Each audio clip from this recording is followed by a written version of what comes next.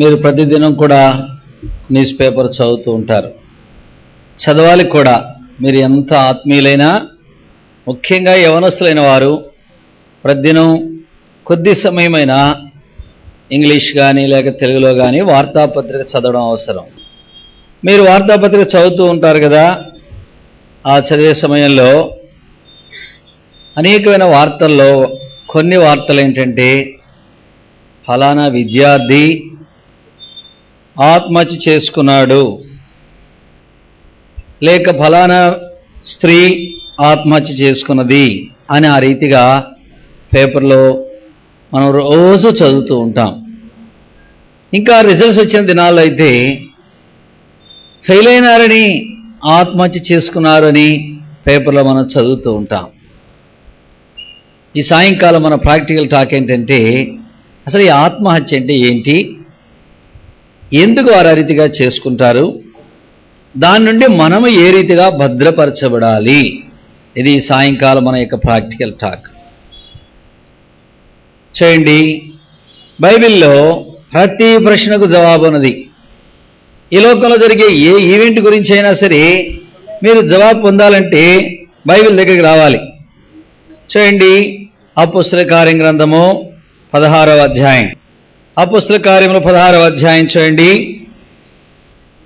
27వ వచనాన్ని 28వ వచనాన్ని అందరం కలిసి చదువుదాం.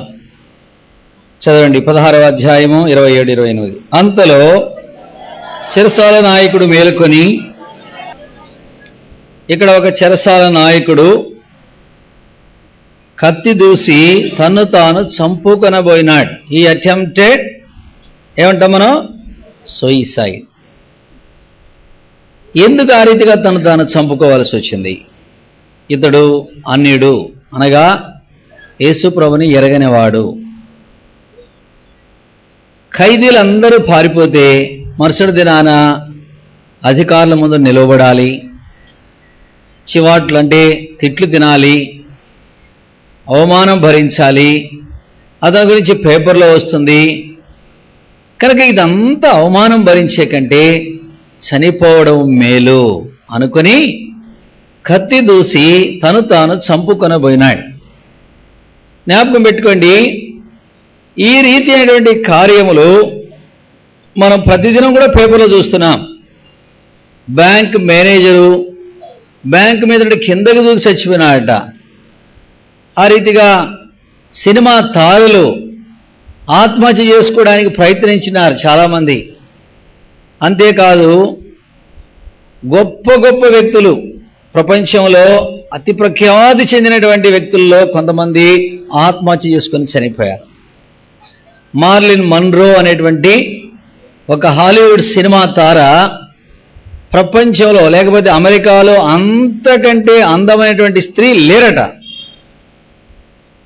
ఆమె ఎంత అందమైన స్త్రీ అంటే, అమెరికాలో అనేక మంది యవనస్తులు, 199 మంది యవనస్తులట ఆమె ఫోటో జేబులో పట్టుకొని తిరిగేవారు.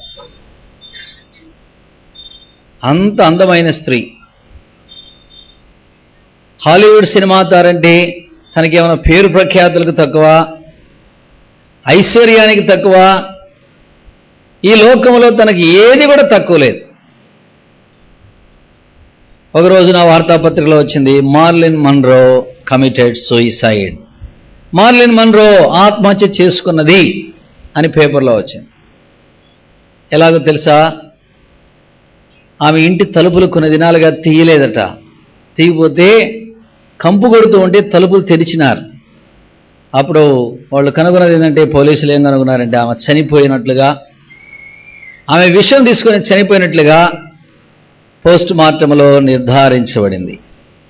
మనం అనుకుంటాము, ఎందుకు ఆ రీతిగా వారు చనిపోవాలి?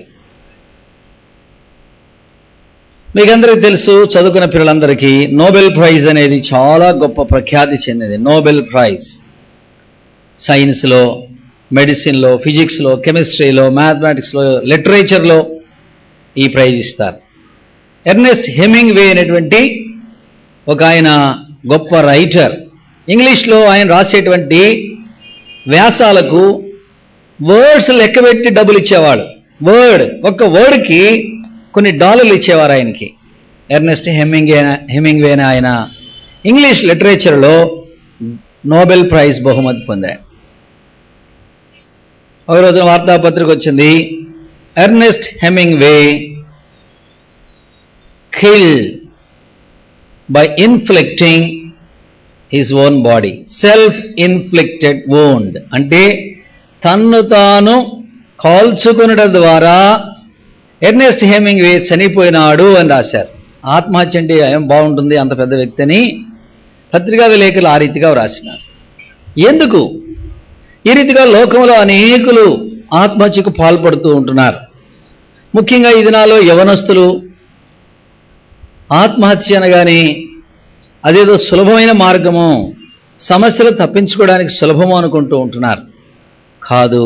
దాని విషయమై ఈ సాయంకాలము దేవుని వాక్యాన్ని కొన్ని సంగతులు మేము ముందుంచుతాను.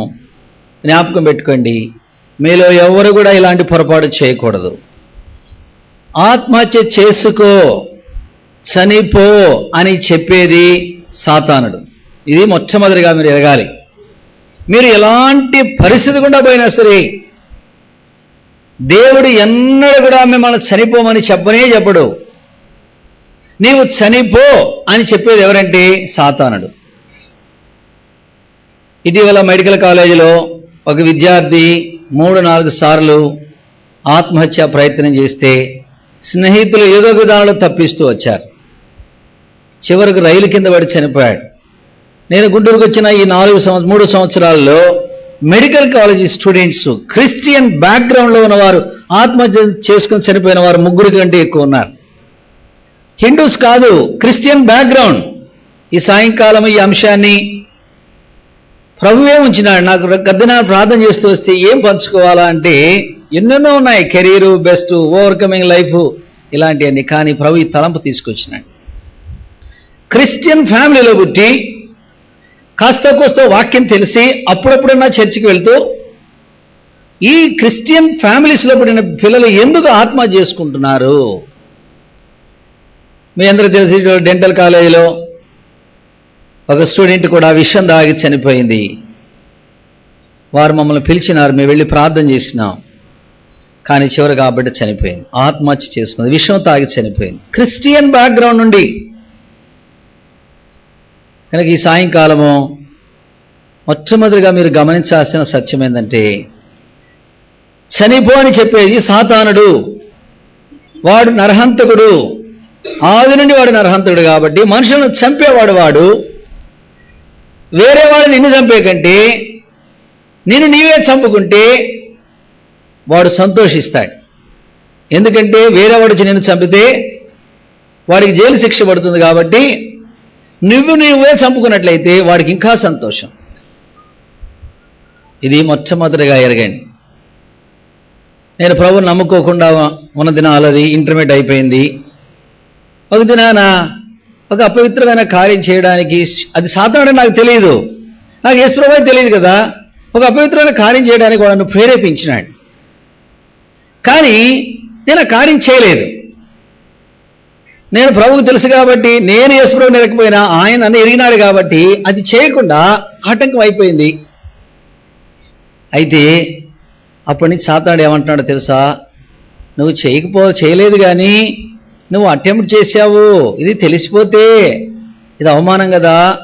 అదిగో ఊరేల్పుల బావి ఉంది, ఆ బావిలో దూకి చావు అని చెప్తున్నాడు. అప్పటికే మా ఊరి దగ్గర ఒక బావి ఉంది, దాని రాజుగారి బావి అనేవాళ్ళు. దాంట్లో చాలామంది దూకి చచ్చిపోయారు. కనుక సాతానుడు ఏం చెప్తున్నాడంటే నువ్వు దూకి చావు అని చెప్తున్నాడు.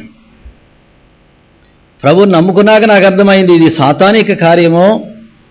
నేను ఆ దినాన చనిపోతే ప్రభు సేవ చేసేది ఎట్లా? ప్రభు సువార్త చెప్పేది ఎవరు? అనేకులు ఉంటారు. నా పని దేవుడు నన్ను ఆ రీతిగా వాడుకోవాలనుకుంటే శత్రువు ఏం చేయాలంటే జీవితాన్ని అంతం చేయాలనుకున్నాడు. కనుక ప్రియమైన యవనస్తులారా, సూయిసైడ్ అనేటువంటిది సాతాను యొక్క కార్యం అని మొట్టమొదటిగా మీరు ఎరగండి. కనుక వాని మాటకు ఎప్పుడు కూడా మీరు చెవి ఇవ్వవద్దు. ఎంత అవమానమైన సంభవించని మనుషులను ఈ ముఖాన్ని ఉమ్మివేసినా పర్వాలేదు, కానీ ఆత్మహత్య అనేటువంటిది చేసుకోకూడదు. రెండవది, ఎందుకు ఆత్మహత్య చేసుకుంటారు? ఇక్కడ మనం చూసినట్లయితే ఈజ్ ఎ సిన్సియర్ అఫీషియల్. ఈ చెరసాల అధికారి తన పనిలో బహుశ్రద్ధ గలవాడు. ఎన్నడూ కూడా పై అధికారుల వలన తిట్లు తిన్నవాడు కాదు, మెమో తీసుకున్నవాడు కాదు. ఇలాంటి వ్యక్తికి ఒకేసారి ఖైదీలందరూ పారిపోతే ఎంత అవమానం కలుగుతుంది. కనుక ఇప్పుడు తన డ్యూటీలో ఉండేటువంటి సిన్సియారిటీని బట్టి సాతాను మోసం చేస్తున్నాడు. ఇప్పుడు దాకా నీకు ఇంత మంచి పేరున్నది, ఇంత మంచి అధికారుని పేరున్నది, ఇప్పుడు అందరూ పారిపోతే వీళ్ళందరి దగ్గర నువ్వు డబ్బు తీసుకొని లంచం తీసుకుని విడిచిపెట్టామని ప్రచారం చేస్తారు, వార్తాపత్రికలో వస్తుంది. కనుక నువ్వు చనిపోవడం మేలు అని సాతానుడు చెప్పినాడు. డ్యూటీలో ఉండే సిన్సియారిటీ కూడా నిన్ను మోసం చేస్తుంది, జాగ్రత్త. మనం మనుషులము, పొరపాటు చేయని వారం ఎవరూ లేము. పొరపాటు జరిగి ఉండవచ్చు, వేరే వారి ద్వారా కూడా జరిగి ఉండవచ్చు, నీ ద్వారా జరిగి ఉండవచ్చు. దాన్ని మనం సహించుకోవడం మంచిది, కానీ మనల్ని మనం చంపుకోవడం అనేటువంటిది సాతాను యొక్క కార్యం. పేపర్లో వస్తే ఏమైంది? తలబడిపోద్దా? ఏమవుతుంది? మీరు ఇటీవల చూశారు, ఢిల్లీలో ఒక టీచరు తన విద్యార్థులను మోసం చేసినాడని పెద్ద టీవీలో వచ్చింది, పేపర్లో వచ్చింది. ఆ తర్వాత 2 దినాల తర్వాత విచారణ చేస్తే టీచరు ఏమీ లోపం లేదు, టీచర్తో పొరపాటే లేదు. వాడు ఆ టీవీ వాడు వీడి మీద కక్ష పట్టి వీరిని అబాసు పాలు చేయడానికి, అవమాన పాలు చేయడానికి చేసిన కార్యమని తర్వాత తేలింది. చదివారా పేపర్లో ఎవరున్నా? ఒక్కరే. అబ్బా మీరందరూ చాలా భక్తులు నాయన, న్యూస్ పేపర్ కూడా చదవరు. అది మీరు చెప్పండి, ఏం జరిగింది? ఇటీవల మీరు చూసినారు, కడపలో అనుకుంటారు, ఎక్కడో దుర్మార్గులైనటువంటి స్టూడెంట్స్, అందులో ఒక ఆడపిల్ల కూడా ఉందంట. ఆ టీచర్కి వెళ్ళి చెప్పారంట, టీచరు మీరు స్నానం చేస్తూ ఉంటే మేము సెల్ ఫోన్లో చిత్రీకరించామన్నారంట. అంతే, ఆమె ఆత్మహత్య చేసుకొని చచ్చిపోయింది. మీరందరూ పేపర్లో చదువురు, మీరు చాలా పరిశుద్ధులు, ఎందుకంటే నేను చెప్పే అబద్ధాలు కూడా మీరు పేపర్లో వచ్చింది. ఇది చూసినారా? అలాంటి దుండగులు భయపెట్టారు, మరి లేకపోతే నిజంగానే ఒకటి చేసే ఉండొచ్చు. ఏమవుతుంది? సత్యం తెలియదా 4 దినాలకి? ఎప్పుడు కూడా యేసేపుని జ్ఞాపకం పెట్టుకోండి. యేసేపు మీద ఎంత నిందపడింది? పోతిఫరు భార్య దుష్టురాలు యేసేపును ప్రేరేపించి పాపం చేయడానికి ప్రేరేపిస్తే, వద్దు అంటే తృణీకరిస్తే చివరికి ఏం చేసిందంటే యేసేపు మీద నిందేసింది. అధికారం ఉంది కదా అనుకుంది, నా భర్త అధికారి కదా అనుకుంది, యేసేపును చెరసాలలో వేయించింది. ఇంకా చూసిన వాళ్ళందరూ ఏమనుకున్నారు? అబ్బా ఎంత దొంగ భక్తుడు రా ఈడు, రోజు ప్రార్థన చేస్తాడు ఈడు, చూడు అధికారి లేనప్పుడు అమ్మగారిని ఏం చేశాడో, అమ్మగారిని బలవంతం చేయబోయాడు రా. పని వాళ్ళు చెప్పుకుంటున్నారు, ఊళ్ళో వాళ్ళు చెప్పుకుంటున్నారు, పేపర్లో వచ్చింది. కానీ యేసేపు భయపడలేదు, జైలుకు కూడా వెళ్ళాడు, భయపడలేదు యేసేపు. జ్ఞాపకం పెట్టుకోండి, సత్యము నిన్ను స్వతంత్రునిగా చేస్తుంది. తాత్కాలికంగా నువ్వు సత్యం కొరకు నిలబడితే నీ మీదకి ఏమైనా రావచ్చు, భయపడకూడదు. నీతిమంతులు సింహం వలె ధైర్యముగా ఉందరు. ఆ రీతిగా మన జీవితాన్ని కాపాడుకోవాలి, కానీ భయపడి పాపం చేయకూడదు, భయపడి ఆత్మహత్య చేసుకోకూడదు. కనుక ఈ ఉద్యోగి అవమానం కలుగుతుందని చంపుకోబోయినాడు. దేవుని యొక్క మహాకృప అతను ఆవరించింది. వెంటనే పౌలు స్పందించి అతనితో మాట్లాడినాడు కాబట్టి రక్షించబడినాడు. సరే, ఇంకా బైబిల్లో ఇంకొక విషయాన్ని మేము ముందు పెడతాను. మొట్టమొదటి ఇశ్రాయేలీల యొక్క మొట్టమొదటి రాజు అయినటువంటి సౌలు ఆత్మహత్య చేసుకొని చనిపోయాడు. చూడండి, మొదటి సమూయేలు గ్రంథం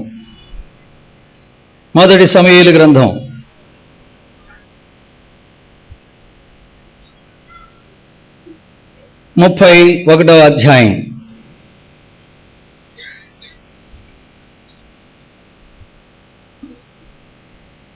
4వ వచనము 3-4 వచనాలు చదవండి. 31 చదవరా? యుద్ధంలో సౌలు ఆయన సైన్యం ఓడిపోయే పరిస్థితి వచ్చింది, ఓడిపోయినారు కూడా. అప్పుడు సౌలు ఏం చేసినా అంటే, ఈ సున్నతి లేని ఫిలిస్తీన్లు వచ్చి అపహాస్యం చేస్తారేమోనని ఆయుధాలు మోసేవన్నాడు. ఒరే నీ కత్తి తీసి నన్ను చంపురా అన్నాడు. ఆయుధాలు మోసేవాడు భయపడ్డాడు. అప్పుడు ఏం చేశాడంటే సౌలు తన కత్తి పట్టుకుని దాని మీద పడినాడు, చనిపోయినాడు. యుద్ధంలో ఓడిపోయాడు. ఫిలిస్తీన్లు వచ్చి అపహాస్యం చేస్తారు. నిజమే,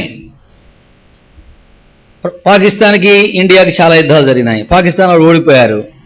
ఆ జనరల్ ఆత్మహత్య చేసుకోలేదు, సరెండర్ అయిపోయినాడు అంతే. యుద్ధంలో ఓడిపోతారు ఎవరైనా, ఒకరే గెలుస్తారు. క్రికెట్ ఆటలో ఒకరే గెలుస్తారు, ఏ ఆటలైనా ఒకరే గెలుస్తారు. ఓడిపోయినందుకు ఆత్మహత్య చేసుకోవాలనా? సరే, పోరాడు చనిపోవడం మంచిది కదా, యుద్ధంలో చనిపోవడం మంచిది, కానీ తను తాను చంపుకోవడం వల్ల ఎంత అవమానము. ఇక్కడ ఉన్న సంగతి ఏంటంటే, సౌలు ఎందుకు తన కత్తి మీద తాను పడి చనిపోయినాడంటే, సౌలు దేవుని యొక్క ముఖము చూడడానికి తనకు ఇష్టం లేదు, ముఖము చెల్లలేదు. అది సాతానుడు సౌలుడు ఎంతగా మోసం చేసినా అంటే, దేవుని దగ్గర విచారణ చేయకపోవడము, ప్రవక్త అయిన సమూయేలు మాట వినకపోవడము, తన ఇష్టానుసారంగా ప్రవర్తించడము. కనుక ఇప్పుడు అనుకున్నాడు, ఈ పరిస్థితిలో నేను దేవుని దగ్గరికి వెళితే దేవుడు నన్ను చేర్చుకుంటాడా? ఆ యుద్ధ భూమిలో దేవా నన్ను కరుణించాడు, దేవుడు కరుణించడా? యెహోషాపాతును కరుణించినాడా లేదా? యెహోషాపాతు రాజు గురించి మీలో కొంతమంది తెలుసు, యవనస్తులకి. యుద్ధ భూమిలో అహాబు మాట విని మోసపోయి యుద్ధానికి వెళ్ళాడు. అంబుల వారు బాణాలు వేస్తూ వచ్చినారు, అందరూ చుట్టుముట్టినారు యెహోషాపాతు చుట్టూ. యెహోషాపాతు యుద్ధ భూమిలో కేక వేసినాడు, దేవా నన్ను క్షమించు అన్నాడు. దేవుడు కరుణించాడు. విల్లు వేసేవారు, అంబులు వేసేవారు తొలగిపోయినారు. దేవుడు యెహోషాపాతును కాపాడలేదా? జ్ఞాపకం పెట్టుకుని ప్రియమరి యవనస్తులారా, నీ ఉద్యోగంలో లేక నీ చదువులో నువ్వు ఫెయిల్ అయి ఉండవచ్చు, నీ వ్యాపారంలో నువ్వు ఫెయిల్ అయి ఉండవచ్చు, లేకపోతే కొన్నిసార్లు నీ కుటుంబ జీవితంలో కూడా ఫెయిల్ అయి ఉండొచ్చు. నీ భార్య నిన్ను అంగీకరించకపోవచ్చు, నీ భర్త నిన్ను అంగీకరించకపోవచ్చు, నీ ఇంటి వారు కూడా నిన్ను తృణీకరించవచ్చు. That is not the end of your life. జ్ఞాపకం పెట్టుకో, you call unto the Lord, ప్రభుకు మొరపెట్టు. ఏ సమయమైనా సరే. క్రైస్తవులుగా మనకున్న ఆధిక్యత ఏంటంటే, మన ప్రార్థన ఆలకించే దేవుడు ఉన్నాడు. దేవునికి అసాధ్యమైనది, దేవుడు సాల్వ్ చేయలేనటువంటి ప్రాబ్లము లేదు. ప్రియమరి యవనస్తుడా, జ్ఞాపకం పెట్టుకో, దేవునికి అసాధ్యమైనది లేదు, దేవుడు సాల్వ్ చేయలేని సమస్య లేదు. కనుక ఎంత అవమానకరమైన పరిస్థితి అయినదా, ఎంతమందిని అవమానపరచనివ్వు, never never never attempt a suicide, never commit a suicide. క్రైస్తవ విద్యార్థులు ఈ పనులు చేస్తున్నారు కాబట్టి ఈ భారాన్ని నా హృదయంలో ప్రభు ఉంచినాడు, అందుకని మీతో పంచుకుంటున్నాను. రెండవ వ్యక్తిని చూద్దాం. ఆయన పేరు దావీదు. సౌలు కంటే దావీదు ఏమాత్రం మంచివాడు కాదు. దావీదు ఇశ్రాయేల్ దేశాన్ని విడిచిపెట్టి ఫిలిస్తీన్ దగ్గరికి వెళ్ళాడు. నువ్వేనా రాజు అన్నాడు. ఫిలిస్తీన్ రాజును పట్టుకొని, అయ్యా నువ్వు నా యజమానుడు అన్నాడు. ఆకీష్ను పట్టుకొని అక్కడికి వెళ్ళి బందిపోటు దొంగతనం చేసి వచ్చి, ఎక్కడ పోయినావంటే నేను ఎక్కడ పోలేదన్నాడు. ఎన్ని అబద్ధాలు అన్నాడు దావీదు. యూదుడయ్యుండి ఫిలిస్తీన్ దగ్గరికి పోయి ఫిలిస్తీన్ కాళ్ళు పట్టుకొని ఫిలిస్తీన్ యొక్క ఇళ్లలో ఉంటూ ఫిలిస్తీన్ రాజ్యంలో ఉంటూ అబద్ధాలు ఆడుతూ జీవించినాడు. ఫిలిస్తీన్లతో కలిసి ఇశ్రాయేలుతో యుద్ధం చేయడానికి వెళ్ళాడు దావీదు. చిన్న సంగతి అనుకుంటున్నావా ఇది? ఎప్పుడైతే ఈ కార్యం చేసినాడో అమాలేకీయులు వచ్చి తన భార్యలను బిడ్డలను దోచుకొని తీసుకువెళ్ళిపోయి పట్టణానికి కాల్చివేశారు. తిరిగి వచ్చి చూసేటప్పటికీ ఏమీ లేదు. తనతో పాటున్న వారందరూ కూడా రాళ్ళు తీసుకొని చంపాలని నిశ్చయించుకున్నారు, దావీదుని చంపాలనుకున్నారు. ఇంకా మీరు ఊహించుకోండి ఎలాంటి పరిస్థితి వచ్చిందో దావీదు యొక్క జీవితంలో. భార్య బిడ్డలు పోవడము, ఆస్తిపాస్తులు పోవడం కంటే తన సహచరులే తన రాళ్లతో కొట్టి చంపాలనుకున్నారు. సౌలుకు అంత పరిస్థితి రాలేదు. కానీ సౌలుకు దావీదుకున్న తేడా ఏంటంటే, దేవుని వాక్యం రాయబడిన మాట, దావీదు తన దేవుడైన యెహోవాను బట్టి తను తాను బలపరుచుకొనెను. చదవండి 30వ అధ్యాయం, మొదటి సమూయేలు 30వ అధ్యాయము 6వ వచనం. దావీదు తన దేవుడైన యెహోవాను బట్టి ధైర్యము తెచ్చుకొనెను. ప్రియమైన యవనస్తుడా, జ్ఞాపకం పెట్టుకో, దావీదు యొక్క ఘోరమైన తప్పిదాలు చూడు, దావీదుకి ఎంత నష్టం కలిగిందో చూడు. ఇప్పుడు సమస్తం పోగొట్టుకున్నాడు. తన అనుచరులు రాళ్లతో కొట్టి చంపాలనుకున్నారు. ఎక్కడికి వెళ్ళాలా? ఇంకేముంది నాకు, తన ఆత్మహత్య చేసుకోలేదు సౌలు వలె, తన దేవుడని యెహోవాను బట్టి ధైర్యం తెచ్చుకున్నాడు. దేవా, నేను పాపం చేసింది నిజము, నేను ఫిలిష్తీయుల దేశానికి వెళ్ళడము నీ చిత్తం కాదు, నా అంతా నేనే వెళ్ళాను, నన్ను క్షమించు ప్రభువా, నన్ను కాపాడు, నన్ను ధైర్యపరచు, నన్ను బలపరచని దేవుని దగ్గరికి వెళ్ళాడు. కనుకనే దావీదు యొక్క జీవితంలో గొప్ప మలుపు తిరిగింది. A great turning point. దావీదు యొక్క జీవితం మలుపు ఇక్కడే ఉన్నది ప్రియులారా. తన దేవుడని యెహోవాను బట్టి ధైర్యం తెచ్చుకున్నాడు. కనుక దావీదు కంటే పోగొట్టుకుని ఏమైనా వస్తాయా? అంతకంటే స్థితి ఏ రోజు మనకు రాదు. అన్నీ పోగొట్టుకున్నాడు. ఆత్మహత్య చేసుకోలేదు సౌలు వలె, తన దేవుడని యెహోవాను బట్టి బలపరుచుకున్నాడు. కనుక జ్ఞాపకం పెట్టుకో, ఏ పరిస్థితి అయినా సరే, నీ తల్లిదండ్రులు విడిచిపెట్టినా, నీ భార్య విడిచిపెట్టినా, నీ భర్త విడిచిపెట్టినా, సంఘస్థులు నేను దూషించినా, అవమానపరిచినా, గేలి చేసినా, నీ ఉద్యోగస్తులు, నీ పై అధికారులను పనికిరావు పో అన్నా, నీ క్లాసులో వాళ్ళు, నీ టీచరు అందరిని ముందు నేను అవమానపరిచినా సరే, ఆ డెంటల్ కాలేజ్ స్టూడెంట్ ఎందుకు ఆత్మహత్య చేసుకుందని ఏం చెప్పారంటే, ఒక లెక్చర్ అంట అందరము తిట్టా అంట. ఆయన బాగానే ఉన్నాడు, ఆయన కుటుంబం బాగానే ఉంది. చనిపోయింది ఎవరు? చూసినావా? సాతాను చెప్పే మాట ఏంటంటే, ఈ అవమానం ఎట్లా భరిస్తావు, చచ్చిపో అంటాడు. కానీ మనం ఏం జ్ఞాపకం పెట్టుకోవాలంటే, నా ప్రభువు కలిగినటువంటి అవమానం కంటే ఎక్కువైన అవమానం నాకు కలిగిందా? ఆయన సృష్టికర్త అయిన దేవుడయుండి, చేతగాని వాడయుండి, చేతగాని వాని వలె సహించినాడు. మనమైతే చేత అయితేనా దుమ్ము దులిపెద్ద పదరా అంటాం. మనం అయితే ఎవడైనా మన గురించి ఎక్కువ మాట్లాడి పిలుస్తే మన వాళ్ళందరినీ ఏయ్ అంటాం. మనకి చేతగాక మాది ఊరు కాదులేయ్యా, మా ఊరు అలా చూద్దాం అంటాం. మనం అర్థమైందా? మాది ఊరు కాదులే, మా ఊరుగా చూస్తాం అంటాం. యేసుప్రభువు అలా కాదు, చేతగాని వాడే కాదు, ఆయన చేత చేయగలిగి సహించుకున్నాడు. కనుక మన ప్రభువును జ్ఞాపకం చేసుకోవడం నేర్చుకోవాలి మనం. బైబిల్లో మొట్టమొదటి ఆత్మహత్య నాకు తెలిసినంత వరకు సౌలే. రాజ్య పరిపాలనలో తప్పిపోయి దేవునికి దూరం అయిపోయినాడు కాబట్టి తను ఇప్పుడు ఎక్కడికి వెళ్ళాలో తెలియలేదు. ఆ తర్వాత మనం చూస్తే అహీతోపెలు అనే వ్యక్తి ఆత్మహత్య చేసుకున్నాడు. చూడండి, అహీతోపెలు అనేటువంటి వ్యక్తి 2వ రాజుల గ్రంథంలో 2వ సమూయేలు గ్రంథంలో మనం చూస్తూ ఉంటున్నాం. 17వ అధ్యాయం 2వ సమూయేలు 17:23 చదవండి ఎవరైనా ఒకరు బిగ్గరగా.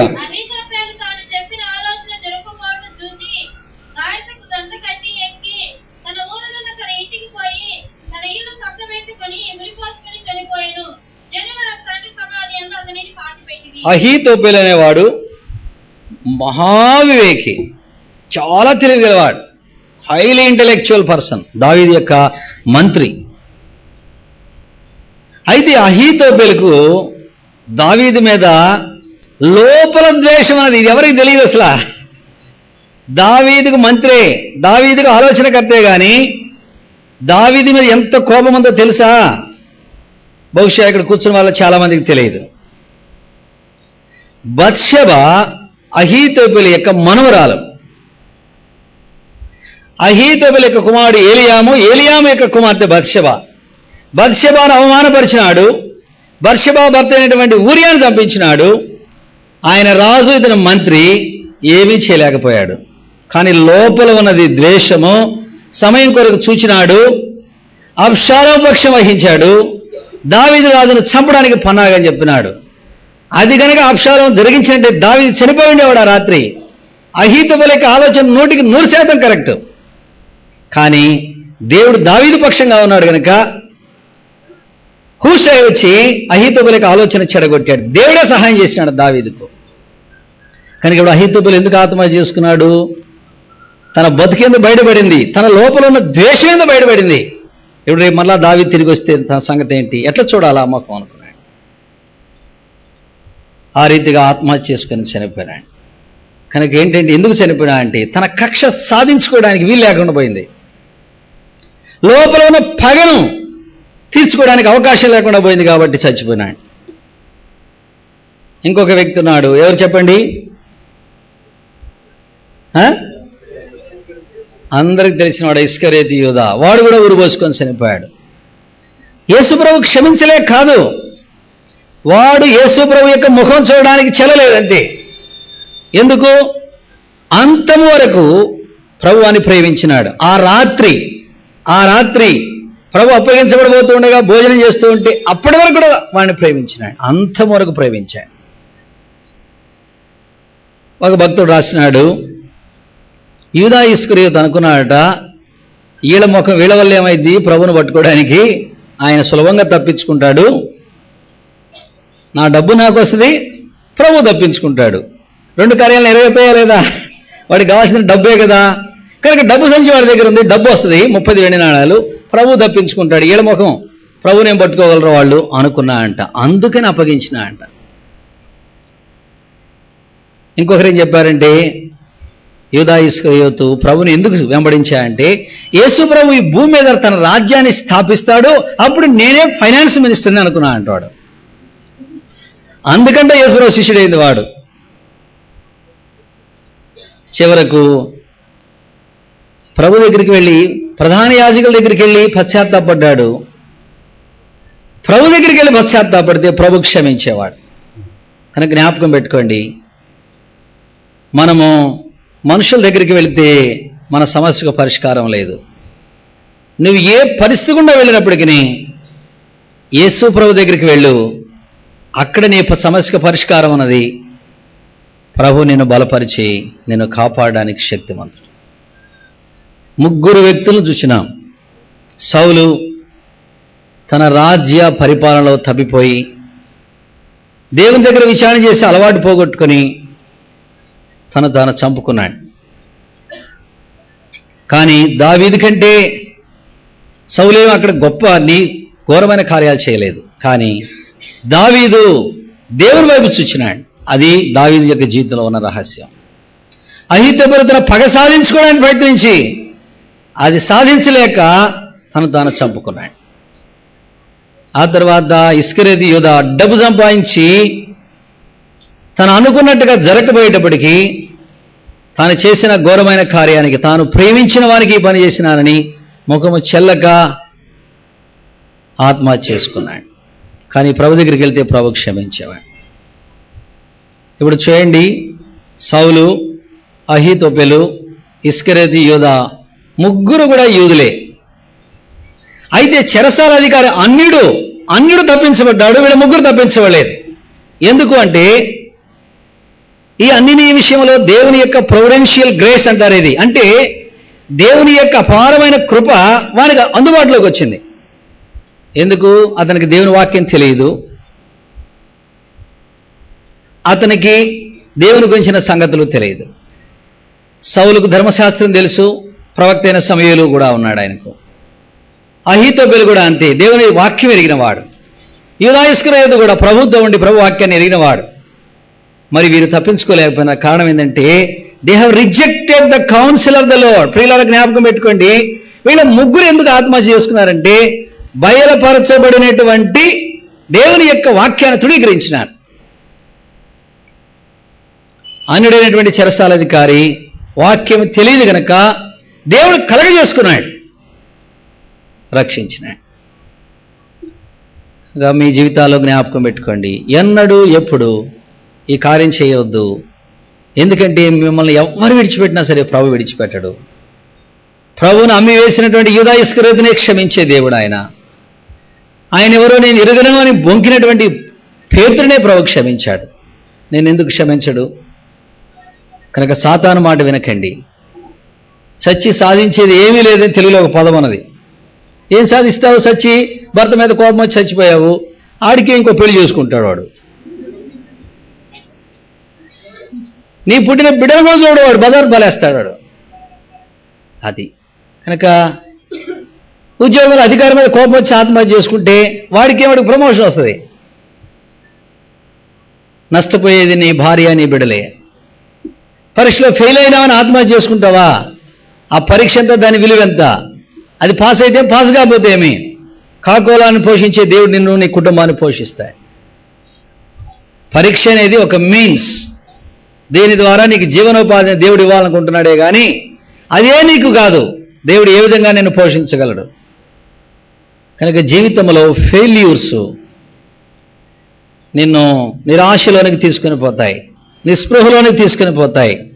ఆ సమయంలో వెంటనే దేవుని వాక్యాన్ని చూడు, దేవుని వైపు చూడు, దేవుని సేవకులను పిలిచి ప్రార్థన చేయించుకో, నీ స్నేహితులైన వారిని పిలిచి ప్రార్థన చేయించుకో, నీ స్నేహితులైన వారు నీ కొరకు ప్రార్థన చేయమని కోరు, వారితో కలిసి వాక్యం చదువు. ఆ రీతిగా శత్రువు యొక్క తంత్రాన్ని తప్పించుకుంటాం. ఒక వ్యక్తిని ఎందుకు వాడు ఆ రీతిగా ప్రేరేపిస్తాడో తెలుసా? ఒకవేళ వీడు బ్రతికుంటే ప్రభువును నమ్ముకొని సాక్ష్యం చెప్తాడు, అనేకుల ప్రభువులకు నడిపిస్తాడు, కనుక వీడు పోతే ఇప్పుడే మంచిది అనుకుంటాడు సాతానుడు. అందుకు వాడు ఆత్మహత్య చేసుకొని ప్రేరేపించేది. కనుక సాతాను యొక్క మాట వినకండి, దేవుని మాట విను. మీ జీవము నీది కాదు, మనము ప్రభువారం, మనము ప్రభువుకు చెందిన వారం. ప్రభు మనల్ని విమోచించినాడు. నీ కష్టం ఏదైనా, బాధ అయినా అది నీది కాదు, ప్రభుది. ఆయనతో చెప్పు, ప్రభు నీకు విడుదల ఇస్తాడు, శత్రు కార్యముల మీద గొప్ప విజయాన్ని ఇస్తాడు. ప్రభువుని నమ్ముకున్నాక నాకు అర్థమైంది, ఒరే ఆ రోజు సాతానుడు కదా బైబిలు దూకన్నాడు, అప్పుడు నేను ఇంటర్మీడియట్ చదువుకున్నా, మళ్ళీ నేను ఇంత చదువుకుంటాను, ప్రభువుని నమ్ముకుంటాను. అప్పుడు తర్వాత 3 సంవత్సరాలకి ప్రభువుని నన్ను దర్శించిన. కనుక సాతాను కార్యాలయ్యి. ప్రియమైన యవనస్తులారా, అందరికంటే అన్నిటికంటే నిన్ను ప్రేమించిన ప్రభువు ఉన్నాడు గనక నీ జీవిత కాలం అంతా ప్రభు కొరకే. నేను పాట పాడినాం రాత్రి, ఇప్పుడు కూడా అదే పాట పాడతాం. నీ జీవితం ఎవరికి, జీవితం ఎవరికి, నీ జీవితం ఎవరికి, నీ జీవితం అంతయు ఎవరికి? ప్రభువుకే. కనుక ప్రభు కొరకే మనం జీవిద్దాం. ప్రభు ఈ వాక్యాన్ని మన కొరకు దీవించుగాక. జీవితమెవరికి, నీ జీవితమెవరికి, ఈ లోకములో జీవించు జీవితమంత జీవితమెవరికి, నీ జీవితమెవరికి, విరిగిన హృదయులు కలరెదరో ఈ ధరణియందు, ఈ ధరణియందు, హరివిడుపుగా ఉండెదరో ఈ ధరణియందు, ఈ ధరణియందు, విరిగిన హృదయులు కలరెదరో ఈ ధరణియందు, ఈ ధరణియందు, హరివిడుపుగా ఉండెదరో ఈ ధరణియందు, ఈ ధరణియందు, వారు ప్రభుకై దాగి నిలుచెదరు, వారు ప్రభుకై దాగి నిలుచెదరు, దైవవాక్కుగా దినముల సేవింతురు, దైవవాక్కుగా దినముల సేవింతురు. జీవితమెవరికి, నీ జీవితమెవరికి, ఈ లోకములో